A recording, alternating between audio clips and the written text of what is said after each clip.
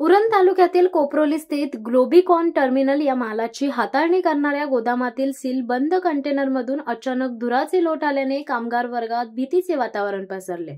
सदर घटना ही बुधवार दिनांक 16 जुलै रोजी दुपारी घडली असून कोणत्याही प्रकारची जीवितहानी झाली नसल्याची माहिती सूत्रांकडून सांगण्यात येत आहे। तत्पूर्वी सदर घटनेसंदर्भात महसूल विभाग, प्रदूषण नियंत्रण मंडळ आणि स्थानिक ग्रामपंचायत यांना खबर नसल्याने आश्चर्य व्यक्त केले जात आहे। सदर विभाग ग्लोबीकॉन व्यवस्थापक जेकब थॉमसचा खिशात असल्याचा कामगारांचा आरोप आहे। जेकब थॉमस प्रकल्पग्रस्तांना शासकीय प्रशासनाच्या जीवावर नेहमीच त्रास देतात असा आरोप ग्रामस्थांनी केलाय।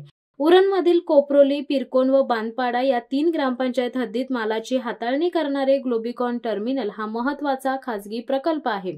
सदर प्रकल्पावर प्रशासकीय यंत्रणेचा अंकुश नसल्याने मागील वर्षी ग्लोबीकॉन टर्मिनल या मालाची हाताळणी करणाऱ्या प्रकल्पाच्या व्यवस्थापनाने परिसरातील खाडीत विषारी केमिकल मिश्रित द्रव्ये सोडल्याने हजारो मासे मरण पावल्याची दुर्दैवी घटना या अगोदर घडली होती।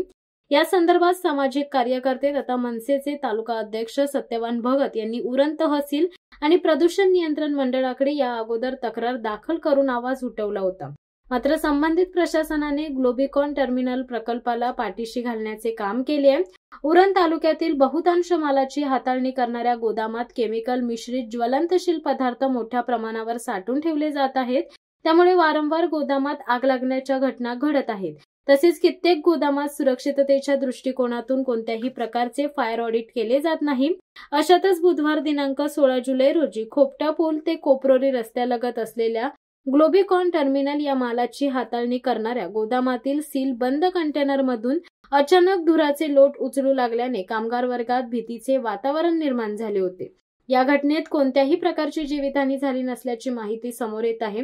मात्र संबंधित गंभीर घटनेसंदर्भात महसूल विभाग, प्रदूषण नियंत्रण मंडळ आणि स्थानिक ग्रामपंचायत यांना खबर नसल्याने रहिवाशांमध्ये आश्चर्य व्यक्त केले जात आहे। शिवसत्ता टाइम्ससाठी प्रवीण पाटील, उरण। दे धडक बेधडक वृत्त देणाऱ्या आपल्या शिवसत्ता टाइम्स न्यूज चॅनलला लाल बटन दाबून सबस्क्राईब करा आणि बेल आयकॉनला क्लिक करायला विसरू नका।